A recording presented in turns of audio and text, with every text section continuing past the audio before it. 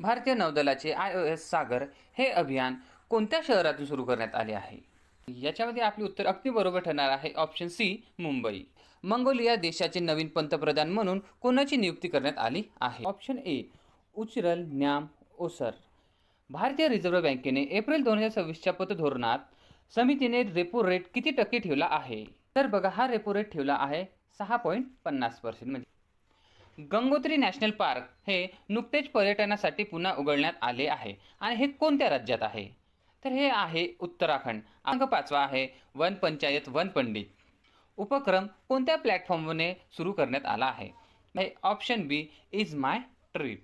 प्रश्न क्रमांक 6वा आहे सध्या चर्चेत असलेले परख हे पोर्टल कोणत्या क्षेत्राशी संबंधित आहे? आपले उत्तर ठरणार आहे ऑप्शन डी शिक्षण.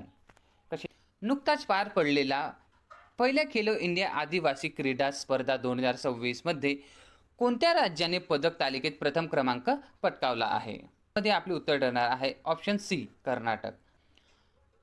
बँकॉक येथील आयोजित वर्ल्ड आर्चरी पॅरा सिरीज याच्यामध्ये कोणत्या भारतीय तिरंदाजाने कांस्य पदक जिंकले आहे? श्याम सुंदर स्वामी. इराणमध्ये अडकलेल्या भारतीय मच्छीमारांच्या सुटकेसाठी भारताला नुकतेच कोणत्या देशाने महत्त्वपूर्ण मदत केली आहे?